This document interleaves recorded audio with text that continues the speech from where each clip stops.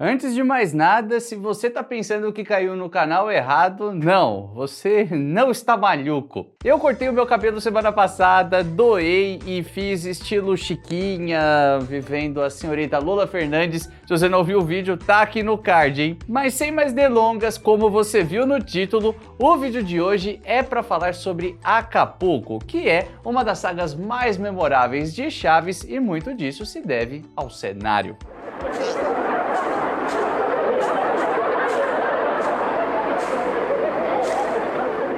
Falo da praia? Sim, mas principalmente do hotel. Por isso, cada vez que vim aqui à praia, sempre fico neste hotel.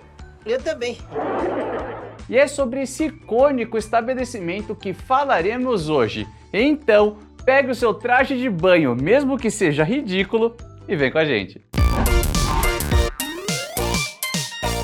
Se você assistiu pelo menos um pouquinho de Chaves ao longo de sua vida, bom, se você clicou nesse vídeo e eu acho que você assistiu, você sabe muito bem que na saga de Acapulco tudo começa com Chiquinha e seu Madruga ganhando um prêmio com uma viagem com tudo pago.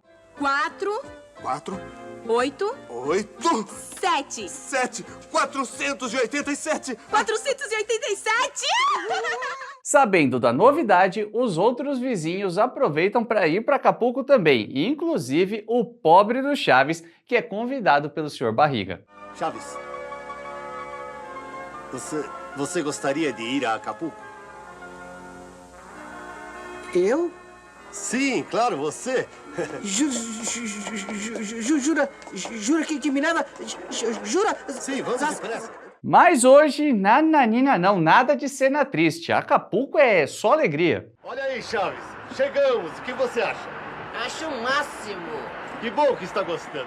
O pano de fundo desses episódios foi o Hotel Acapulco Continental, que nas palavras do próprio Sr. Barriga, era o melhor hotel da região. As gravações da saga de Acapulco rolaram em 1977, 15 anos depois da inauguração do hotel, que aconteceu em 1962. Seu nome inicial era Hilton Acapulco, pois tinha ligação com a famosa rede de hotéis fundada por Conrad Hilton. Só no Brasil, hoje em dia tem 18 hotéis da rede, então provavelmente você já ouviu falar ou viu em algum lugar algum Hotel Hilton, né? Ah, isso sim. O inaugurador do hotel foi um cara chamado Miguel Alemán Valdés e... Não. Nesse caso aqui não tem nada a ver com Madruguinha. O Miguel foi presidente do México entre os anos de 1946 e 1952. Ah, são do tempo do seu pai. Ele promoveu bastante o turismo em Acapulco e a construção de diversos hotéis durante o seu governo. E é importante lembrar que Acapulco é o nome da cidade. O nome do estado é Guerrero. Sabia dessa? Claro que eu sabia, todo mundo sabe disso. Aliás, se você quer saber mais a respeito da cidade de Acapulco mesmo e até sobre os episódios que foram gravados lá, tem vídeo no card especialíssimo. Mas vale contextualizar um pouco sobre a cidade aqui também, para ninguém ficar boiando. Os projetos do presidente com Acapulco tinham uma relação direta com o contexto daquela época. Em outras palavras, o povo tava tudo tipo seu Madruga. Mas o caso é que hoje eu não ganhei nenhum tostão. A gente está falando de um período pós-Segunda Guerra Mundial, então tinha um baita clima de insegurança financeira, todo mundo com o pé atrás para viajar, dá para imaginar o caos. Só que Acapulco estava localizada numa república que não tinha atuado tão profundamente no conflito e não estava ameaçada de nada. Então, não tinha melhor momento para transformar essa cidade num ótimo destino turístico. Sacaram? E guardem essas informações, principalmente esse nome, Miguel Alemán Valdés. Nós voltaremos nesse assunto depois. Enquanto isso, adiante. Não, atrás. Quem estava adiante era eu. Ainda como Hotel Hilton, o estabelecimento serviu de cenário para as gravações do filme O Seresteiro de Acapulco, estrelado por ninguém mais, ninguém menos que Elvis Presley. Acapulco, look, here comes the sun. E por lá também rolaram as gravações de Buenos Dias Acapulco, da dupla de comediantes Viruta e Capulina. E até tem uma pontinha do Ramon Valdés aqui. Ei, échale, échale, échale.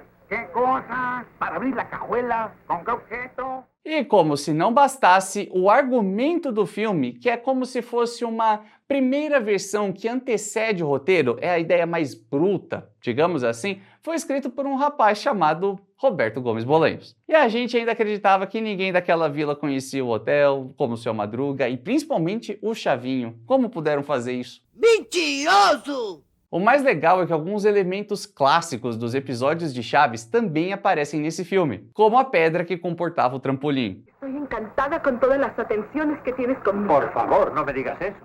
Claro que você deve se lembrar dela nesse momento aqui. E também dessa cena do Chapolin.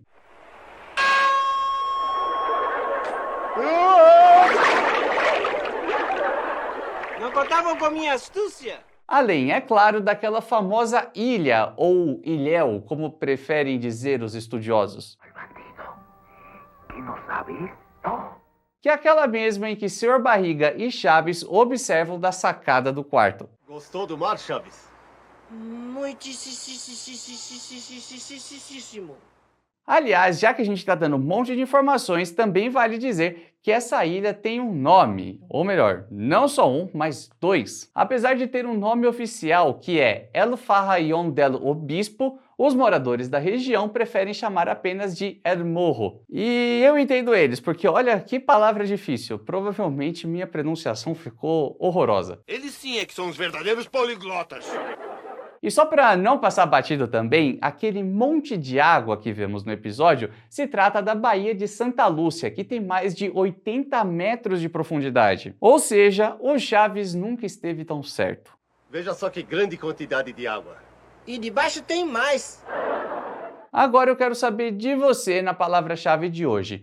Qual desses lugares você mais gostaria de conhecer nas férias? Preferia ir até Acapulco? Preferia ficar em algum outro hotel daquela cidade? Preferia ir para o Guarujá? Enfim, compartilhe sua opinião. E se você for um verdadeiro Pires Cavalcante e já tiver passeado pelo hotel lá de Acapulco, saber como se trata das coisas por lá melhor do que ninguém, compartilhe a experiência com a gente. E aproveito também para dizer que se você estiver curtindo essa pesquisa caprichadíssima que fizemos, já deixa o seu like para fortalecer o canal, assim o YouTube recomenda para mais pessoas e nossa vizinhança fica cada vez mais bonita, bem bonita.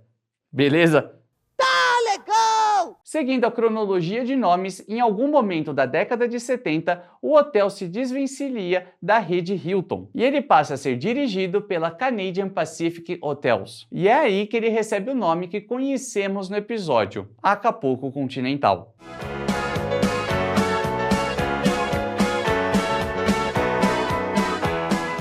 Mais tarde, quando a marca Hyatt assume, em 81, o nome passa a ser Hyatt Continental Acapulco, até depois ser chamado pelo nome que é usado até hoje, Empório. Tá, Renan, você me falou que trocaram de dono, trocou a direção do hotel, teve outras pessoas administrando o local, mas e aquele assunto de que Acapulco se tratava apenas de uma propaganda, pois na verdade o estabelecimento era do dono da Televisa? Então, a origem dessa informação veio de um especial que o Fórum Chaves fez em 2017 em comemoração aos 40 anos de Acapulco. Ou melhor, da saga de Acapulco, pois a cidade é obviamente muito mais antiga que isso. E quem soltou essa informação foi o Edgar Vivar, dizendo que o hotel de Acapulco pertencia à poderosa família Azcárraga, que era dona da Televisa, e ninguém estranhou isso não. Bom, sim.